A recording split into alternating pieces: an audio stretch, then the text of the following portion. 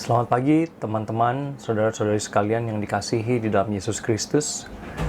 Kita bersyukur kembali kita bisa bertemu, dan hari ini saya kembali akan membagikan renungan singkat dari firman Tuhan. Dan khususnya di hari Minggu pagi ini, saya membagikan suatu renungan yang saya beri judul Virus dan Kontrol. Dan renungan ini terambil dari satu bagian firman Tuhan, Lukas pasal 12, ayat 22 sampai 26. Baik, saya akan bacakan bagian firman Tuhan ini untuk kita bersama-sama. Yesus berkata kepada murid-muridnya, "Karena itu aku berkata kepadamu, janganlah khawatir akan hidupmu, akan apa yang hendak kamu makan, dan janganlah khawatir pula akan tubuhmu, akan apa yang hendak kamu pakai. Sebab hidup itu lebih penting daripada makanan, dan tubuh itu lebih penting daripada pakaian. Perhatikanlah burung-burung gagak yang tidak menabur, dan tidak menuai, dan tidak mempunyai gudang atau lumbung, namun demikian diberi makan oleh Allah. Betapa jauhnya kamu melebihi burung-burung itu. Siapakah di antara kamu yang karena kekhawatirannya dapat menambahkan sehasta pada jalan hidupnya? Jadi jikalau kamu tidak sanggup membuat barang yang paling kecil, mengapa kamu khawatir akan hal-hal lain?" Demikian pembacaan firman Tuhan dari Lukas 12 ayat 22 sampai 26. Mari kita mulai bersama-sama renungan kita pada pagi hari ini dalam doa. Mari kita berdoa. Bapa di dalam surga, sungguh seperti firman yang baru saja kami baca dan akan kami renungkan bersama-sama ya Tuhan. Siapakah kami ya Tuhan? Kami yang tidak sanggup membuat hal-hal yang kecil dengan kekuatan kami sendiri. Mengapa kami perlu khawatir ya Tuhan? Dan hari ini inilah yang mau kami sama-sama renungkan. Pimpin kami ya Tuhan, supaya kami boleh menyadari siapa Engkau, dan juga siapa kami di hadapan-Mu, sehingga kami tidak perlu pertama untuk berkecil hati di tengah segala keadaan situasi yang begitu penuh dengan ketidakpastian dan mencengkram ketakutan maupun kekhawatiran kami. Tolong kami ya Tuhan, supaya kami boleh mengenal Engkau lebih lagi, khususnya di waktu-waktu ini, di mana kami, sebagian besar kami tidak bisa keluar dari rumah, sebagian besar kami tidak bisa beribadah dengan leluasa di gedung gereja. Kiranya kami boleh justru memakai waktu ini menjadi suatu kairos, suatu waktu di mana Tuhan bekerja di dalam hidup kami melalui waktu-waktu tenang, waktu-waktu istirahat yang Kau berikan kepada kami. Berbicaralah kepada kami pada hari ini ya Tuhan, sekali lagi melalui firman yang baru saja kami baca dan akan kami renungkan bersama-sama. Di dalam nama Tuhan Yesus kami berdoa dan bersyukur. Amin. Ya teman-teman, saudara-saudari sekalian, bicara soal virus dan kontrol. Dua hal ini adalah mungkin dua hal atau dua kata yang sulit dipadukan di masa-masa ini. Ya, terutama kita seluruh dunia sedang menghadapi bergelut dengan outbreak pandemi dari virus corona. Ya, mengapa begitu sulit? Rekan-rekan sekalian, ya, manusia berusaha untuk memiliki kontrol atas hal-hal di dalam kehidupannya. Ya, baik pekerjaan, baik studi, keluarga, masa depan, kesehatan, keselamatan, dan lain sebagainya. Nah, ketika manusia saat ini kita sedang bergelut, berjuang melawan pandemi dari coronavirus ini, kita merasa tidak berdaya. Ya, virus yang kecil bahkan tidak terlihat oleh kasat mata, ini menjadi suatu momok yang begitu menakutkan. Ya, bahkan negara-negara yang tadinya berpikir, oh, kita sudah biasa, ini biasa seperti influenza yang terjadi setiap tahun. Tapi sekarang pun negara-negara yang biasa menghadapi influenza setiap tahun harus bergelut dengan begitu angka infeksi yang tinggi dan juga kematian yang juga tinggi. Ya. Jadi dunia yang selama ini berusaha mengkontrol di dalam kehidupannya, di dalam kesuksesannya, di dalam pekerjaannya, di dalam usahanya, prestasinya, kali ini masih gagal di dalam mengkontrol satu virus yang kecil yang tidak terlihat oleh kasat mata ini. Ya.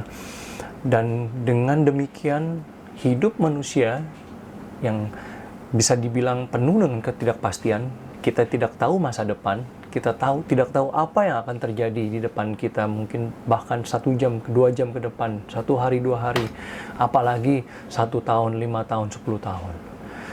Dengan hidup yang sudah banyak ketidakpastian ini, ditambah lagi dengan adanya pandemi coronavirus ini, maka banyak manusia, banyak orang yang merasakan semakin khawatir, semakin gelisah, semakin takut. Ya. Tapi hari ini firman Tuhan yang kita baca tadi mengingatkan kita, janganlah kamu khawatir. Bagaimana kita tidak khawatir di tengah-tengah keadaan yang begitu tidak menentu seperti sekarang ini? Bagaimana kita bisa tidak khawatir di tengah-tengah bahkan begitu banyak orang yang sakit, terinfeksi, bahkan juga banyak yang meninggal? Gimana kita bisa tidak khawatir? Ya, bicara soal khawatir, mungkin kita juga bisa bertanya, ya, pertama-tama, siapakah di dunia ini yang tidak punya kekhawatiran sama sekali? Saya rasa tidak ada ya, orang sehat yang punya akal budi sehat. Hampir tidak ada orang yang tidak punya kekhawatiran sama sekali dalam hidupnya. Ya, it is human to have worries. Ya, sangat manusiawi kalau manusia punya kekhawatiran di dalam hidupnya, apalagi di tengah keterbatasan kita.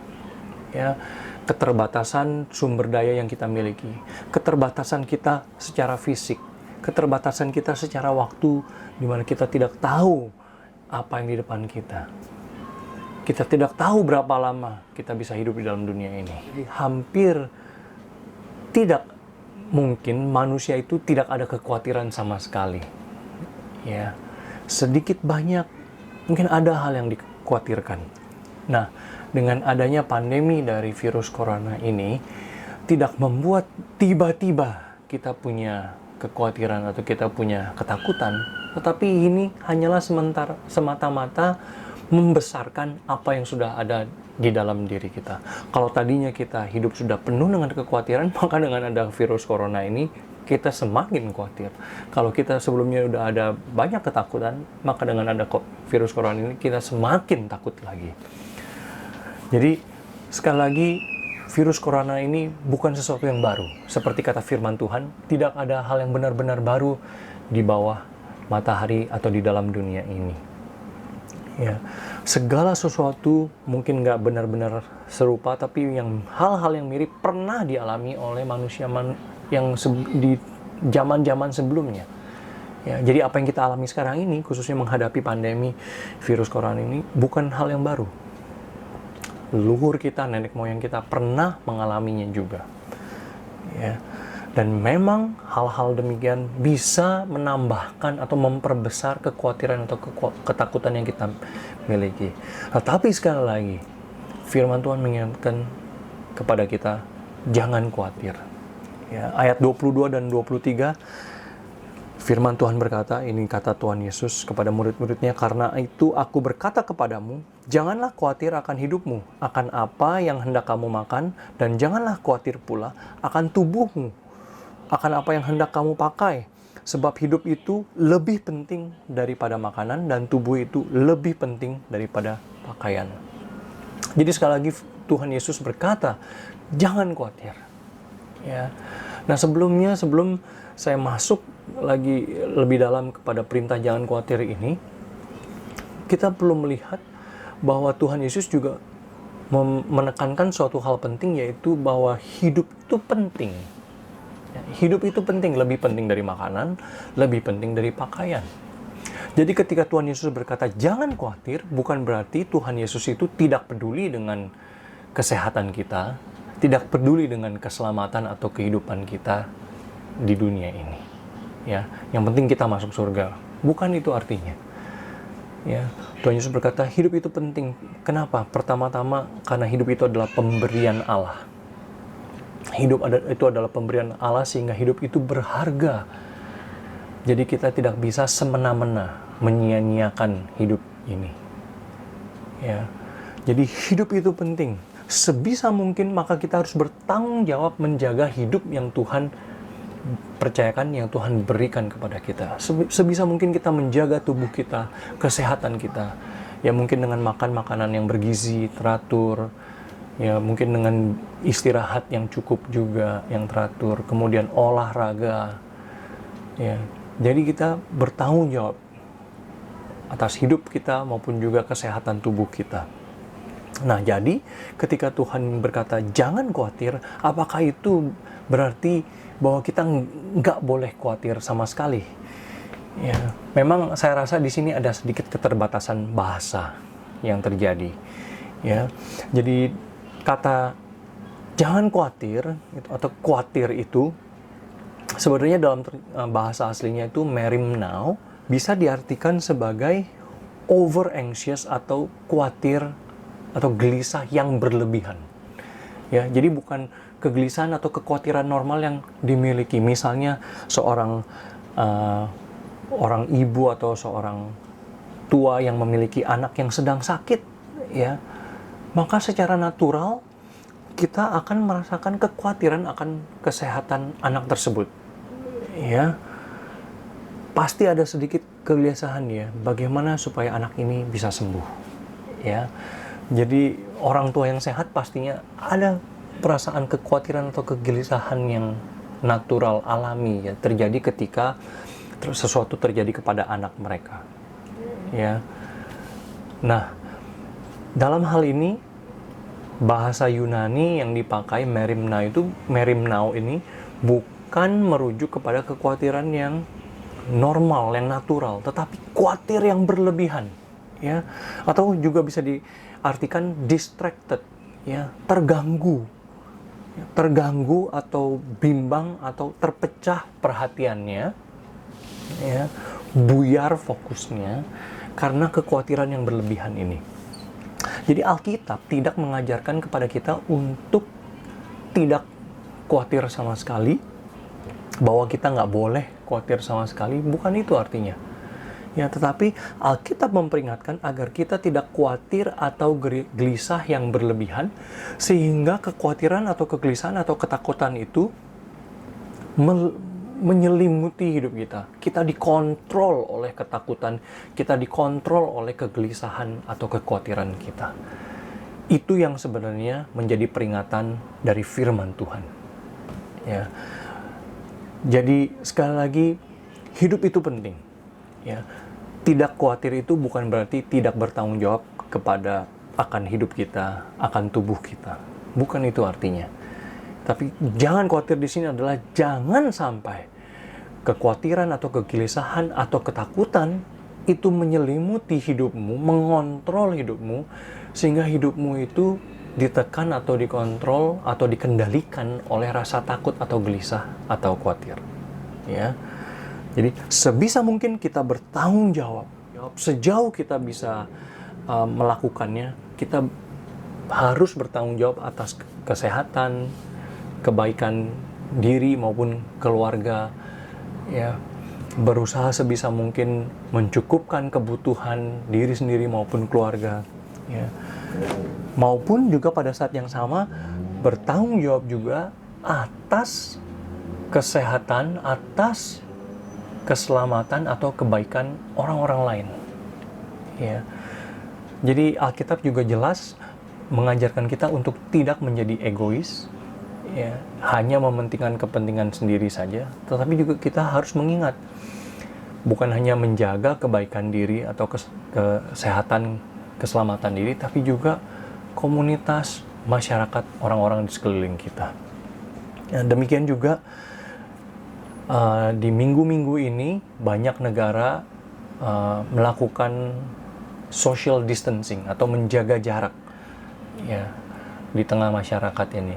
Nah, sekali lagi ini bukan kalau kita mengikuti ya anjuran atau instruksi pemerintah dalam hal social distancing ini, bukan berarti bahwa kita tidak beriman, bukan berarti bahwa kita ini ketakutan, tetapi kita mau berusaha bertanggung jawab. Jadi sebisa mungkin, sejauh mana kita bisa lakukan, sejauh mana akal budi kita memimpin, kita bertanggung jawab, bukan hanya atas kebaikan atau keselamatan, kesehatan diri sendiri, tapi juga orang lain.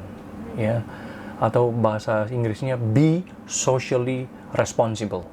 Kenapa? Allah memberikan kita akal budi, hikmat bijaksana, supaya apa? Supaya kita bisa memilih mana yang baik, ya, mana yang bertanggung jawab bagi diri sendiri, bagi keluarga maupun bagi masyarakat, dan mana yang tindakan yang tidak bertanggung jawab.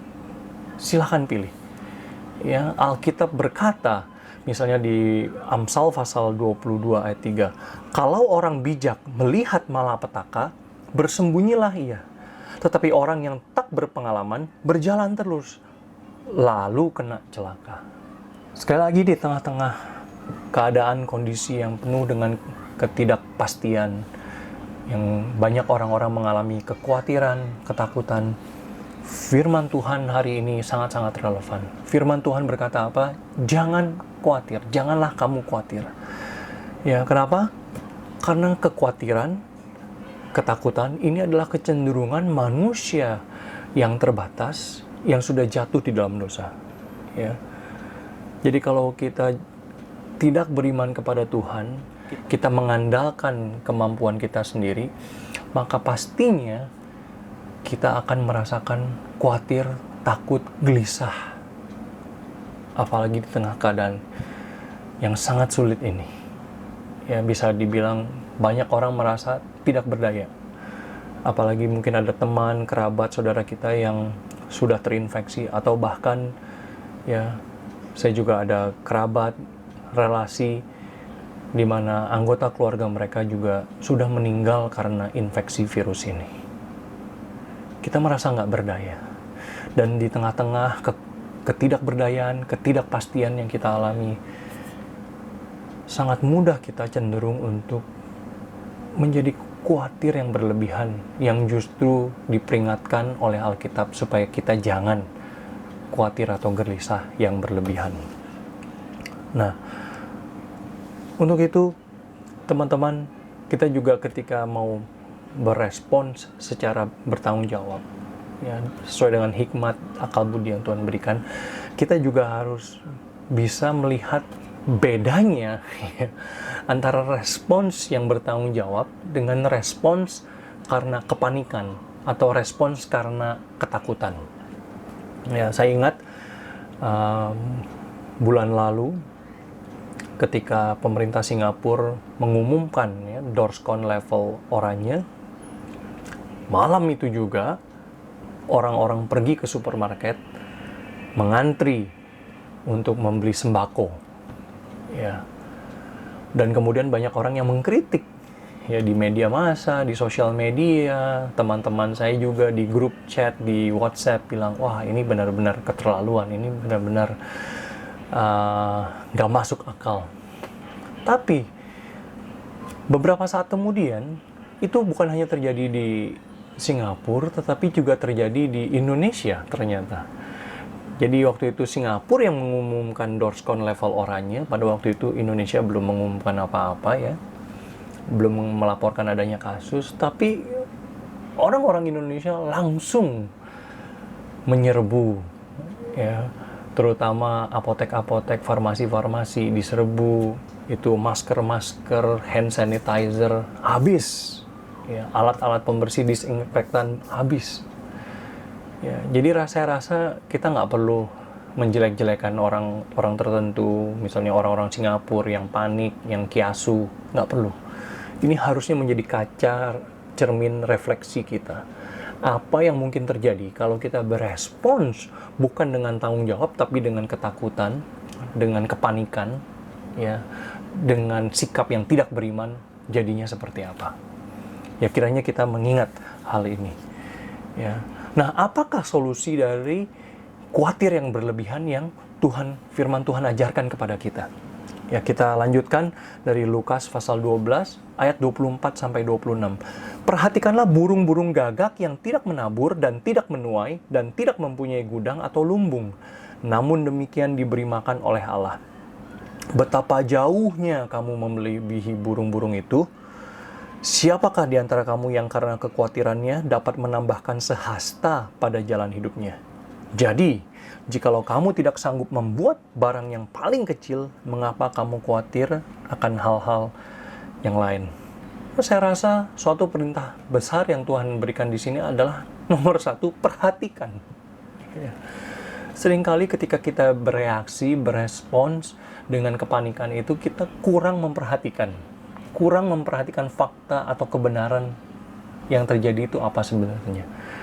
Ya, dan di sini Tuhan mengajarkan kita pertama perhatikan apa? Perhatikanlah melalui ciptaan Tuhan ini, bagaimana Tuhan menciptakan alam semesta dan bagaimana Ia menjaga dan memeliharanya. Perhatikan. Maka dari itu di awal tadi saya berdoa, kiranya kita diingatkan siapa Allah pencipta kita, dan yang bukan hanya mencipta kita, tetapi juga yang menopang, menjaga, memelihara kita. Siapa kita?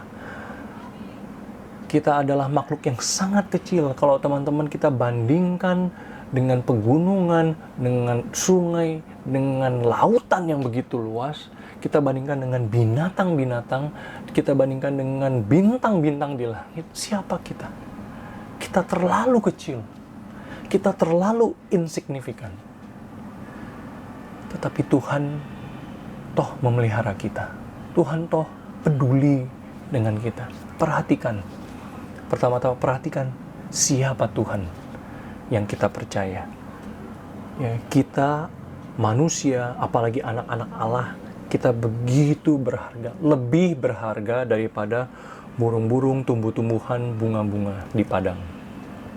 Tuhan pasti lebih peduli kepada kita, anak-anaknya, daripada kepada binatang-binatang atau bahkan bunga-bunga yang cantik itu. Ya, kiranya pertama kita diingatkan siapa Allah. Ya, perhatikan ciptaan yang begitu indah ini, alam semesta yang begitu luas ini. Perhatikan siapakah Allah. Dialah yang memiliki kontrol atas seluruh dunia ini, atas seluruh alam semesta ini. Ya, di judul kita hari ini itu adalah kontrol dan virus, atau virus dan kontrol. Dan dua hal ini adalah dua hal yang sulit kita perpadukan. Pandemi coronavirus ini mengingatkan kepada kita siapakah yang benar-benar memiliki kontrol atas dunia ini. Siapakah yang memiliki kontrol penuh atas alam semesta ciptaan? Tidak ada yang lain, hanyalah Allah sendiri. Itu jawabannya. Namun seringkali manusia ingin memiliki kontrol yang tidak seharusnya. Ya benar, kita harus bertanggung jawab. Tuhan mempercayakan kepada kita suatu bentuk kuasa. Ketika Allah menciptakan kita sesuai dengan gambar dan rupanya, kita diberikan kuasa menjadi perwakilan Allah di dunia ini.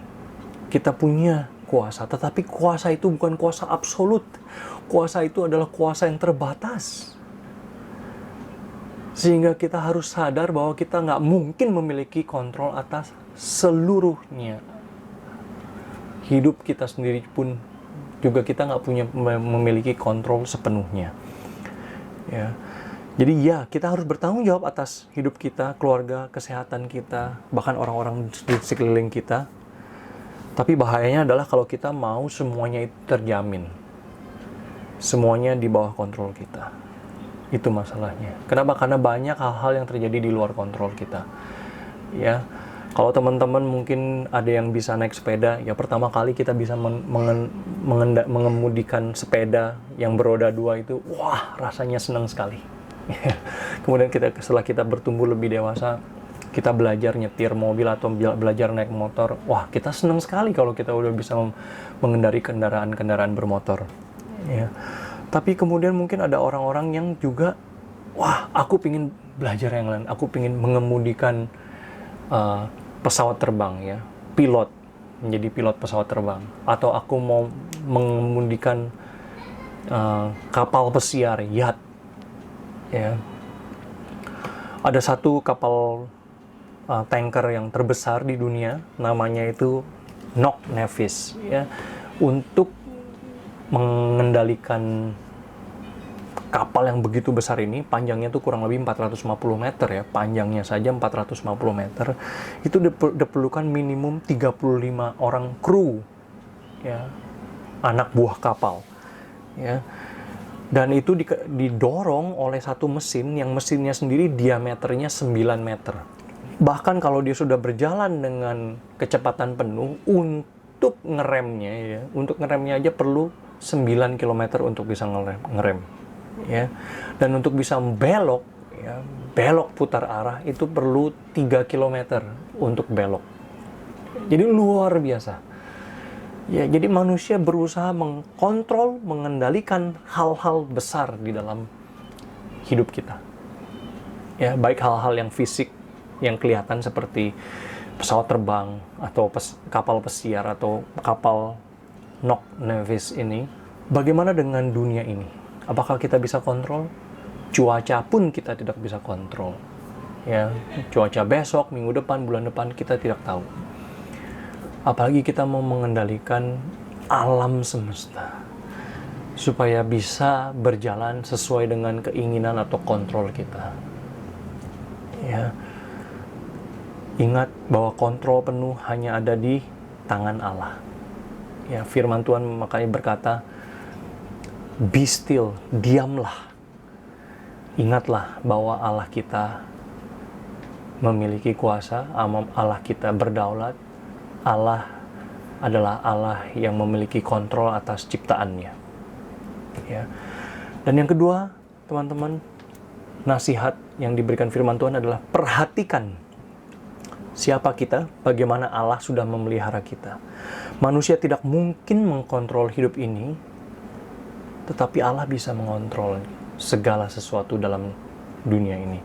Perhatikanlah burung-burung gagak yang tidak menabur dan tidak menuai dan tidak mempunyai gudang atau lumbung, namun demikian diberi makan oleh Allah. Betapa jauhnya kamu melebihi burung-burung itu. Mari kita menyadari siapa kita di hadapan Allah. Kalau Allah memelihara kita, menjaga kita, mencukupi kita, mari kita bersyukur kepada Allah. Mari kita belajar bersandar kepada Allah senantiasa dalam keseharian kita sehari lepas sehari. Jadi kunci dari kita bisa mengatasi kekhawatiran yang berlebihan adalah dengan cara pertama kita mengenal siapa Allah. Allah pencipta, Allah yang memiliki kontrol penuh atas ciptaannya. Yang kedua, kita juga menyadari siapa kita.